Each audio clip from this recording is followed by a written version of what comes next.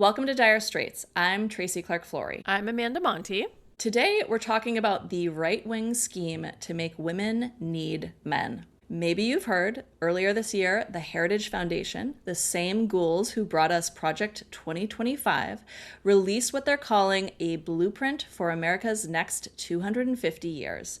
It's titled Saving America by Saving the Family. This report isn't about saving families. It's 168 pages of policy recommendations that would strong-arm women into dependent relationships with men. We dug into this report so you don't have to, and we are here to tell you today it is all part of a broader attempt by conservatives to coerce women into hetero marriage and motherhood, and then to trap them there by eliminating no-fault divorce. Yay. So dark. We're going to break down this report for you and explore how it builds off the decades-long panic we've seen in the manosphere about women's increasing freedom and independence, and the broader right-wing fear of women's ability to live and thrive without a man. We're also going to get personal around our own feelings around this pro-marriage propaganda. The personal bits are behind the paywall. Amanda will get real about what divorce taught her about economic dependence on men. And I'm going to get into why this Heritage Foundation report made me think about my mom, who was sent away to a home for unwed mothers in the 60s, decades before she had me. Spoiler alert, these attempts to strong-arm women into marriage have been going on for a very long time. Speaking of economic independence, we are a totally independent feminist podcast trying to make it in these dire times, and we need your support. Paid subscribers make this whole thing possible. You can upgrade at direstraitspod.com. That's Straits with a GH. You'll get all of our episodes, no paywalls ever, along with special bonus episodes and subscriber chats.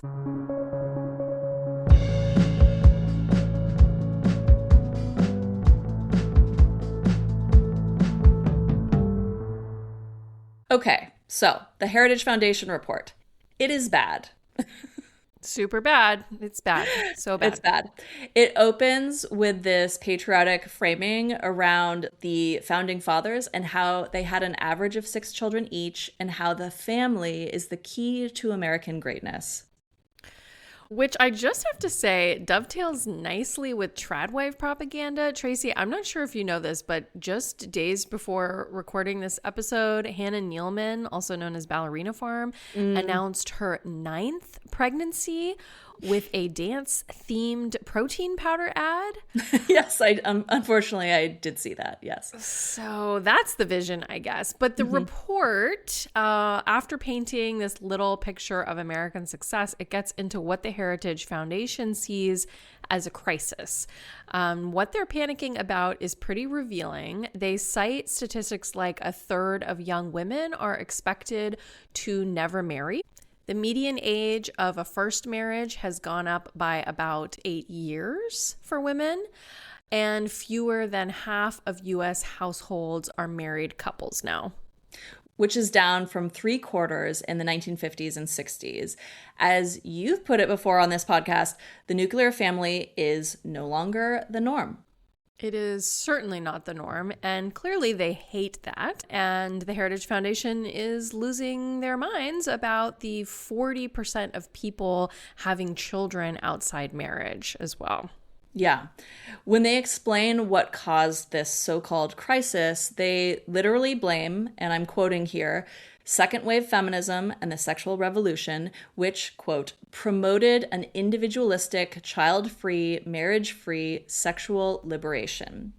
They say that over 60 years, casual sex, abortion, childlessness by choice, and no-fault divorce became normalized while marriage and the natural family became stigmatized. Sounds great. What is the crisis exactly? Yeah, exactly. The end of the nuclear family, I suppose. I just love how the whole premise here is that this is bad, right? That the end of the nuclear family is sort of an incontrovertible negative, but there's no real explanation of why this is bad or for whom it's bad. Here's another quote to your point.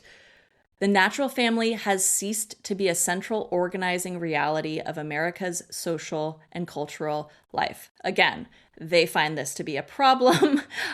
We do not. They argue that the family, as a married man and woman and their children, this is a quote, is the fundamental unit, the cell of society. First of all, the natural family? The natural family. I mean, so they mean heterosexual married couples who are having lots of children, of course, perhaps 9 of them, perhaps while, selling protein powder. That's a pretty narrow definition of a family. Yeah. Yeah. And they are explicitly saying feminism is the problem. Feminism is the cause of this. Women's liberation is a blight on society. Your rights? Don't like them. Nope. It's a problem for them that women can be queer, that women can be single moms, not have kids, not marry a man. Right. And they're not even trying to hide it. Here is another line that crystallizes that. Today's adults may favor autonomy and personal development over raising children.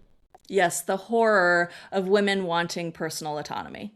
Yes. I mean, and this has been a line of thinking that has been echoed in sort of more liberal and moderate pronatalist arguments, often tied to like women's careerism. But here, right, it's quite explicitly like, how dare these women want to be full human beings with autonomy over the incontrovertible good of having and raising children inside a nuclear family, a married nuclear family. Again, like the implications here are wild, right?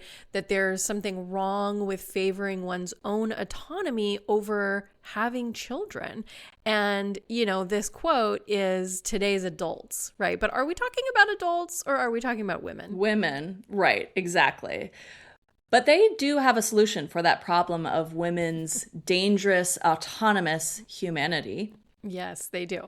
Okay, so the first step of the Heritage Foundation's plan, as proposed in this report, is to, quote, stop punishing family formation, which is a very loaded way of saying we are going to eliminate welfare programs that support anyone who lives outside of this definition of a family. Yes. They claim that welfare creates bureaugamy, where, and I quote, government welfare replaces the father. Mm-hmm. So this reminds me of that Erica Kirk interview in which she said that her worry was that young women would give up their dreams of family and husbands in exchange for the support of government programs. Right? That if government programs are too robust, then women will lose out on all the great things that come with marriage and forced motherhood. Right, exactly. Yeah, I was so curious about this term bureaugamy that I had to look it up. I was wondering, what does this suffix gamy mean? And it essentially means marriage. They're saying you're married to the state instead of a man. I'm fighting the urge to make a joke about how that sounds better to me, to be married to the state than a man. Yeah. So the idea is that if single mothers have access to government support or a social safety net, that they won't marry men for economic survival, right? They won't need to, which we're going to unpack because there's a lot happening there. But also that this is a bad thing, according to the Heritage Foundation, right? Again, a lot of assumptions here about what is good, what is bad, and for whom. Yes. The authors of the report say that marriage is one of the surest paths out of dependence.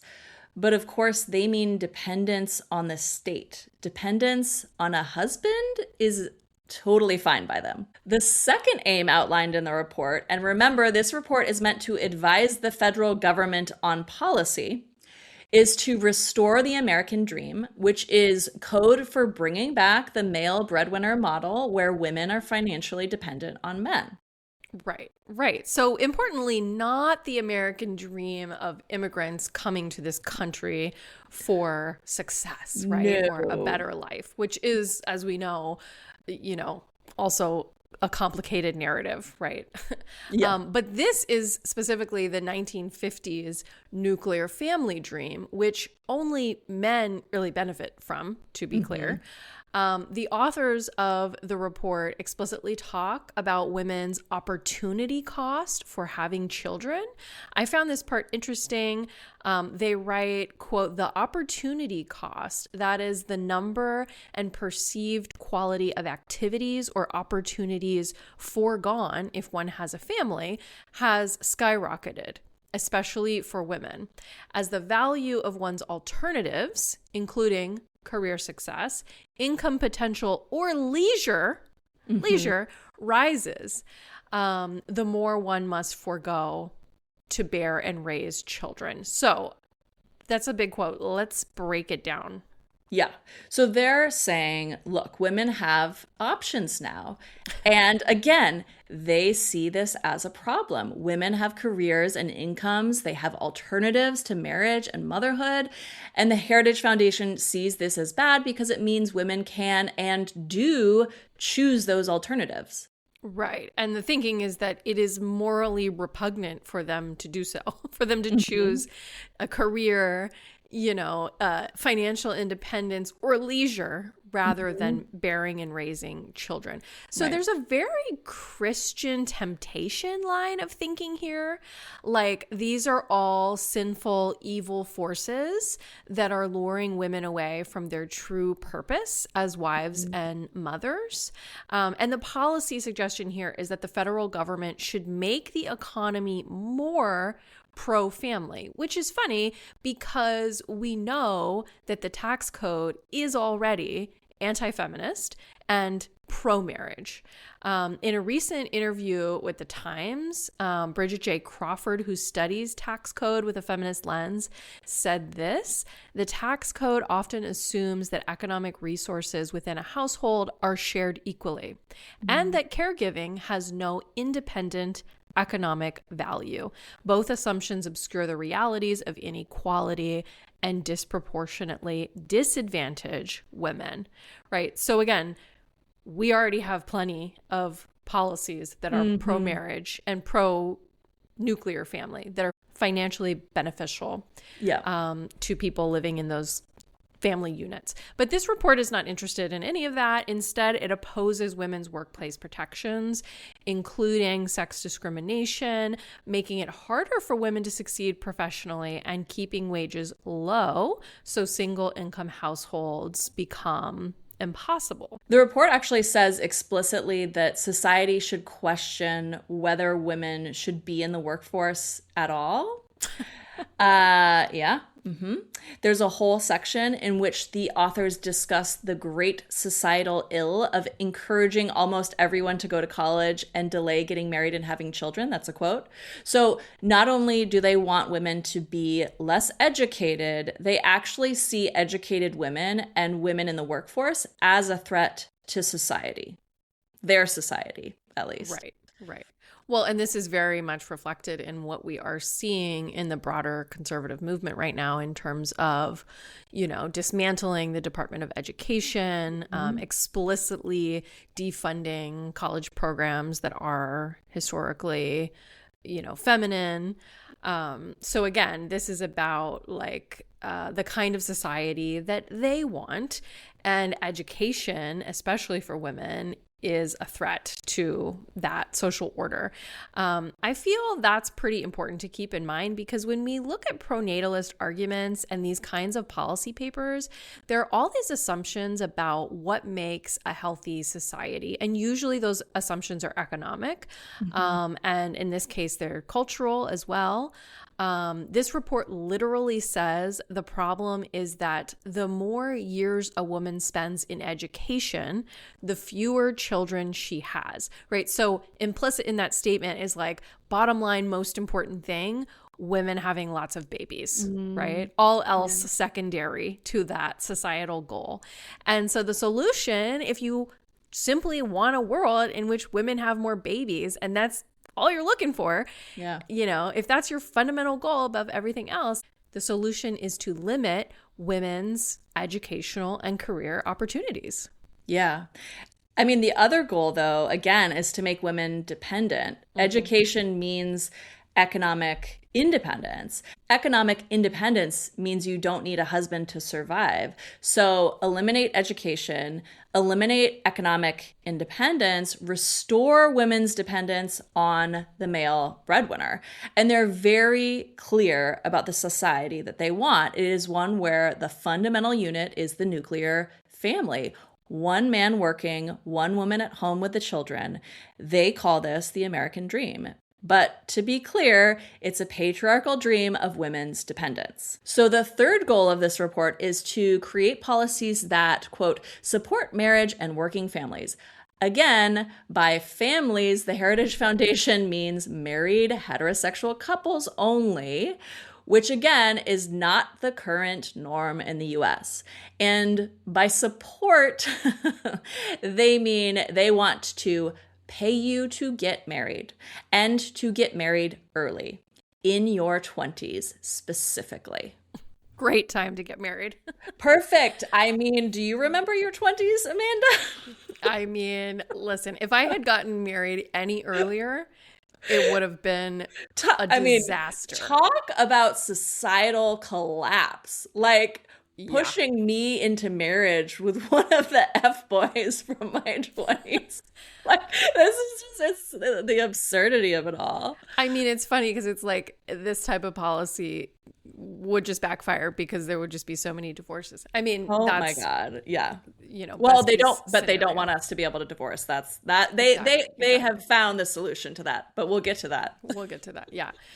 Right. So again, within this report, the Heritage Foundation proposes that Congress should support newlywed men and women who marry by the age of 30 with a $2,500 initial deposit into a new investment account. And they call it a Newlywed Early Starters Trust. This is insane, to be clear. Mm-hmm. Yeah, they also want to give a substantial tax credit to married parents every time they have a baby. And these credits actually would increase substantially for families that have more than 2 kids. Again, trying to incentivize large families. So again, this is not paying women for caregiving labor, right? This is also not just encouraging women to have a baby, right? Yeah. But to have many babies within marriage and young. Lots of babies, young, married young. That's the plan. The report also mentions the importance of sequence, which again is insane, to be clear. Sequence meaning people should marry before having children. So this is like 18th century shit at this point, discouraging women to have children out of wedlock. They want to make it not only shameful, but economically punishing to have children outside marriage. And they want to bring back the old social pressure that forced women into shotgun marriages. Right, that social coercion. Right, and legal and financial coercion too. So the report does also talk about needing a cultural campaign of renewal alongside policy changes to, quote, slay the anti-family beast. So to your point in terms of social coercion, basically it's like we also will be needing a heavy dose of propaganda to go along with these new tax incentives, these federal policies to get people into this idea of marrying young, having lots of kids, and then wanting traditional gender roles, you know, because women are not going to give up their autonomy and their education and their careers just like that. Even the Heritage Foundation knows that. They have to make it appealing. And they also have to make sure that women have no other compelling options. And that's where you have like the elimination of the social safety net. Exactly. They want to make single motherhood so economically punishing that marriage is the only option. As if it's not hard enough already, economically speaking, to be a single mother. Yeah. I also think it's really important that we put like all of this in context. Women are still being forced into pregnancy. So to then institute policies that would punish single mothers is so cruel. Yeah. But as many, feminists have pointed out, the cruelty, the punishment of women who have sex outside of marriage, and that control of women's sexuality is precisely the point. Exactly. Yeah. We should also note attempts at you've hit the paywall, but there is so much left this episode. We have lots more to discuss around this very stupid and stupidly consequential report. We're going to talk about Erica Kirk, Usha Vance, and much more. We're also going to get personal around our own feelings around this pro-marriage propaganda. I'm going to talk about why this Heritage Foundation report made me think about my mom, who was sent away to a home for unwed mothers in the 60s, decades before she had me.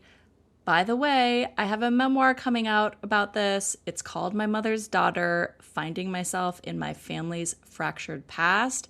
It pubs on May 5th, and I really hope you'll pre-order it now because pre-orders truly mean everything for setting a book up for success. Also, behind this paywall, Amanda gets real about what divorce taught her about economic dependence on men. And she's got some very smart advice around the difference between an economic relationship and a romantic or sexual one. You can upgrade to paid at direstraitspod.com. That's straits with a GH. You'll get full access to all of our episodes, no paywalls ever, along with bonus content and our subscriber community on Substack. If you haven't joined us on Substack, you're really missing out on the full Dire Straits experience. Again, direstraitspod.com. Upgrading to paid also helps us make this podcast possible, and you'll be supporting a feminist podcast in this era of anti-feminist pro-marriage propaganda. If you want this podcast to continue to grow and thrive, we need your support.